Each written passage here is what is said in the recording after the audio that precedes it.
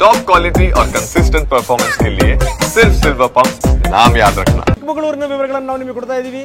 ಮೂಡಿಗೆರೆಯ ದೃಶ್ಯಾವಳಿಗಳನ್ನು ನಿಮಗೆ ತೋರಿಸ್ತೀವಿ. ಬಾಳೆಗದ್ದೆ, ಗುತ್ತಿ, ದೇವರ ಮನೆ ಸಂಪರ್ಕ ಬಂದ್ ಆಗಿದೆ. ಇದು ಸ್ಥಿತಿ. ಆ ರಸ್ತೆ ನೋಡಿ, ಬೈದುವಳ್ಳಿ ಸೇತುವೆನೇ ಮುಳುಗಡೆ ಆಗಿದೆ. ಬೈದುವಳ್ಳಿ ಸೇತುವೆ ಸಂಪೂರ್ಣ ಮುಳುಗಡೆ ಆಗಿರುವಂಥದ್ದು. ತೋಟ ಒಂದು ಲೆಕ್ಕದಲ್ಲಿ ಕೆರೆ ಥರ ಆಗಿದೆ ನೋಡಿ. ಪ್ರವಾಹ ಪರಿಸ್ಥಿತಿ. ನೀರು ಹಿಂಗೆ ನಿಂತ್ಕೊಂಡ್ಬಿಟ್ರೆ ಬಂದು ದೇವರೇ ಕಾಪಾಡಬೇಕು. ವಾರಕ್ಕಿಂತ ಜಾಸ್ತಿ ನೀರು ನಿಲ್ತು ಅಂತಂದರೆ ಮೆಲ್ಲಕ್ಕೆ ಬೇರುಗಳು ಕೊಳೆಯಕ್ಕೆ ಶುರು ಮಾಡ್ತವೆ. ಮುಗಿತು ಕತೆ. ಮೂಡಿಗೆರೆಯಲ್ಲಿ ಅವಾಂತರ. ಯಾರೋ ಒಬ್ಬರು ತುಂಬ ಚೆನ್ನಾಗಿ ಹೇಳ್ತಾ ಇದ್ರು ಪ್ರಯಾಣಿಕರು, ಇಲ್ಲಿ ತನಕ ಯಾರೂ ಇಲ್ಲಿ ಬಂದಿಲ್ಲ, ನಮ್ಮನ್ನು ಯಾರೂ ಕೇಳ್ತಿಲ್ಲ, ಅಧಿಕಾರಿಗಳು ಕೂಡ ಬಂದಿಲ್ಲ ಅಂತ. ಬಂದಿರಲ್ಲ, ಬೆಚ್ಚಿ ಮಲ್ಕೊಂಡಿರ್ತಾರೆ. ಕೆಟ್ಟ ಚಳಿ ಮತ್ತು ಮಳೆ ಯಾಕೆ ಬರ್ತಾರವರು? ಇನ್ನು ರಾಜಕಾರಣ ಮಾಡೋಕ್ಕೆ ಟೈಮ್ ಇಲ್ಲ. ನೋಡೋಣ ಯಾವ್ಯಾವ ಶಾಸಕರು ಇದೆಲ್ಲ ಈ ಮಳೆಗಾಲದ್ದೆಲ್ಲ ಆದಮೇಲಿಂದ ಎಷ್ಟೆಷ್ಟು ವರದಿ ಕೊಡ್ತಾರೆ, ಎಷ್ಟೆಷ್ಟು ಅನುದಾನ ತರ್ತಾರೆ, ಏನೇನು ಮಾಡ್ತಾರೆ ಸರ್ಕಾರದಿಂದ, ಏನು ಎತ್ತ. ಬರೀ ಕೇಂದ್ರದ ಮೇಲೆ ಹಾಕಿದಂಗಲ್ಲ, ರಾಜ್ಯ ಸರ್ಕಾರ ಏನು ಮಾಡುತ್ತೆ ಅನ್ನೋದು ಕೂಡ ವೆರಿ ಇಂಪಾರ್ಟೆಂಟ್.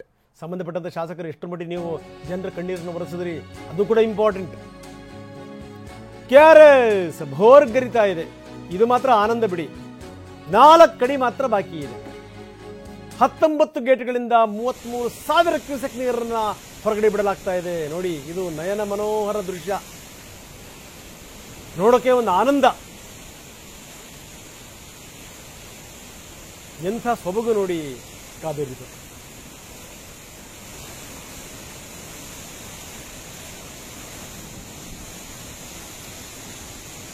KRS ಡ್ಯಾಮ್ ತುಂಬೋಕೆ ಕೇವಲ ಇನ್ನು 4 ಕಡಿ ಮಾತ್ರ ಬಾಕಿ ಇದೆ. ಯಾವುದೇ ಕಾರಣಕ್ಕೂ ಸುತ್ತಮುತ್ತಲಿನ ಭಾಗಗಳಲ್ಲಿ, ಈ ಕಡೆ ಶ್ರೀರಂಗಪಟ್ಟಣ ಆಗಿರ್ಬೋದು, ನದಿ ಎಲ್ಲೆಲ್ಲಿ ಹೋಗುತ್ತೆ ಅಲ್ಲೆಲ್ಲೂ ಕೂಡ ಯಾರು ನದಿಗಿಳಿಬಾರ್ದು. ಅಸ್ಥಿ ವಿಸರ್ಜನೆ, ಕೆಲವರು ಈ ಯಾರದರ ಮನೆಯಲ್ಲಿ ಹೋದಂಥ ಸಂದರ್ಭದಲ್ಲಿ ಆ ಕರ್ಮಗಳನ್ನು ಮಾಡಕ್ಕೆ ಬಂದಿರ್ತಾರಲ್ಲ, ಅಂಥವರು ಕೂಡ ನದಿಗಿಳಿಯಂಗಿಲ್ಲ. ಹುಷಾರಾಗಿರಿ ಅನ್ನುವಂಥ ಸಂದೇಶ ರವಾನೆ ಆಗಿದೆ. ಬನ್ನಿ, ನಮ್ಮ ಪ್ರತಿನಿಧಿಯಲ್ಲಿಂದ ಒಂದು ಪ್ರತ್ಯಕ್ಷ ವರದಿ ಕೊಟ್ಟಿದ್ದಾರೆ, ನೋಡೋಣ.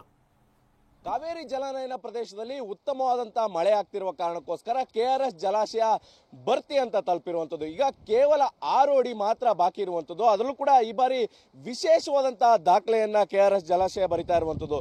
ಜೂನ್ ತಿಂಗಳಲ್ಲಿ ಇಷ್ಟೊಂದು ಪ್ರಮಾಣದಲ್ಲಿ ನೀರು ಸಂಗ್ರಹ ಆಗಿರುವಂಥದ್ದು ಇದೇ ಮೊದಲನೇ ಬಾರಿ. ಅಣೆಕಟ್ಟು ಕಟ್ಟಿದಾಗ್ಲಿಂದನೂ ಕೂಡ ಇಷ್ಟೊಂದು ಪ್ರಮಾಣದಲ್ಲಿ ಜೂನ್ ತಿಂಗಳಲ್ಲಿ ನೀರು ಸಂಗ್ರಹ ಆಗಿರಲಿಲ್ಲ. ಆದರೆ ಈ ಬಾರಿ ವಿಶೇಷವಾಗಿ 118 ಅಡಿ ತುಂಬಿರುವಂಥದ್ದು ಜೂನ್ ತಿಂಗಳಲ್ಲೇ. ಅಂದರೆ ಇವತ್ತು ಇನ್ನು 6 ಅಡಿ ಮಾತ್ರ ಬಾಕಿ ಇರುವಂಥದ್ದು. ಇನ್ನು 10 ದಿನಗಳ ಕಾಲದ ಒಳಗಡೆ ಏನಾದರೂ ಭರ್ತಿ ಆದರೆ ಮತ್ತೊಂದು ದಾಖಲೆ ಕೂಡ ಈ ಬಾರಿ ದಾಖಲಾಗುವಂಥದ್ದು. ಯಾಕಂದ್ರೆ ಇಷ್ಟೊಂದು ಪ್ರಮಾಣದಲ್ಲಿ ನೀರು ಯಾವಾಗಲೂ ಕೂಡ ಬಂದಿರಲಿಲ್ಲ. ಅಂದರೆ ಜೂನ್ ತಿಂಗಳಲ್ಲಿ ಇಷ್ಟೊಂದು ಪ್ರಮಾಣದಲ್ಲಿ ನೀರು ಬಂದಿರಲಿಲ್ಲ. 118 ಅಡಿ ತುಂಬಿದೆ. ಇನ್ನು ಕೇವಲ 6 ಅಡಿ ಮಾತ್ರ ಭರ್ತಿ ಆಗ್ಲಿಕ್ಕೆ ಇರುವಂಥದ್ದು. ಈಗ ಸದ್ಯಕ್ಕೆ 18,000 ಕ್ಯೂಸೆಕ್ಸ್ ಒಳಹರಿ ಇರುವಂಥದ್ದು.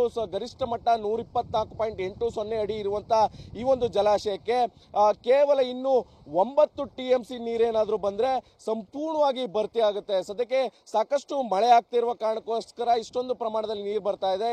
ಇನ್ನು ಒಂದು ವಾರದೊಳಗಾಗಿ ಇಷ್ಟೊಂದು ಪ್ರಮಾಣದಲ್ಲಿ ಏನಾದರೂ ನೀರು ಹರಿದು ಬಂದ್ರೆ ಸಂಪೂರ್ಣವಾಗಿ ಜಲಾಶಯ ಭರ್ತಿ ಆಗುತ್ತೆ. ಜಲಾಶಯ ಭರ್ತಿ ಆಗುವ ಮೂಲಕ ವಿಶೇಷವಾದಂತಹ ದಾಖಲೆ ಕೂಡ ಬರೆಯುವಂಥದ್ದು. ಯಾಕಂದ್ರೆ ಬೆಂಗಳೂರು, ಮೈಸೂರು ಮತ್ತೆ ಹಳೆ ಮೈಸೂರು ಭಾಗಕ್ಕೆ ಜೀವನಾಡಿಯಾಗಿರುವಂತಹ ಈ ಒಂದು ಜಲಾಶಯ ನಿಜಕ್ಕೂ ಕೂಡ ಭರ್ತಿ ಆಗಿರುವಂಥದ್ದು ಎಲ್ಲೋ ಒಂದ್ ಕಡೆ ಬಹಳ ಖುಷಿ ಇರುವಂಥದ್ದು. ಯಾಕಂದ್ರೆ ರೈತರಿಗೂ ಕೂಡ ಖುಷಿ ಇರುವಂಥದ್ದು. ಜೊತೆಗೆ ತಮಿಳುನಾಡಿಗೆ ಹರಿಸಬೇಕಾದಂತ ಕೋಟಾ ಕೂಡ ಈ ಬಾರಿ ಯಾವುದೇ ರೀತಿಯಂತ ಸಮಸ್ಯೆ ಆಗಲ್ಲ. ಯಾಕಂದ್ರೆ ಈ ಒಂದು ಸಂದರ್ಭದಲ್ಲಿ ಮಳೆ ಏನಾದರೂ ಆಗದೆ ಇದ್ದಿದ್ರೆ ಸಂಪೂರ್ಣ ಜಲಾಶಯ ಖಾಲಿ ಆಗ್ತಾ ಇತ್ತು. ಆದ್ರೆ ಕಳೆದ ವರ್ಷ ಕೂಡ ಈ ಒಂದು ಸಂದರ್ಭದಲ್ಲಿ ಜಲಾಶಯ ಖಾಲಿ ಇತ್ತು. ಆದರೆ ಈ ಬಾರಿ ವಿಶೇಷವಾಗಿ ಪೂರ್ವ ಮುಂಗಾರಿನಲ್ಲಿ ಉತ್ತಮವಾದಂಥ ಮಳೆ ಆಗಿದೆ. ಜೊತೆಗೆ ಮುಂಗಾರು ಕೂಡ ಸಾಕಷ್ಟು ಉತ್ತಮವಾದಂಥ ಮಳೆ ಆಗ್ತಿರುವ ಕಾರಣಕ್ಕೋಸ್ಕರ ಇಷ್ಟೊಂದು ಪ್ರಮಾಣದಲ್ಲಿ ನೀರು ಬರ್ತಾ ಇರುವಂಥದ್ದು. ಒಟ್ಟಾರೆಯಾಗಿ ಜಲಾಶಯ ಈಗ ಭರ್ತಿಯತ್ತಾ ಇರುವಂಥದ್ದು. ಕೇವಲ 6 ಅಡಿ ಮಾತ್ರ ಜಲಾಶಯ ಭರ್ತಿ ಆಗಲಿಕ್ಕೆ ನೀರಿನ ಮಟ್ಟ ಇರುವಂಥದ್ದು.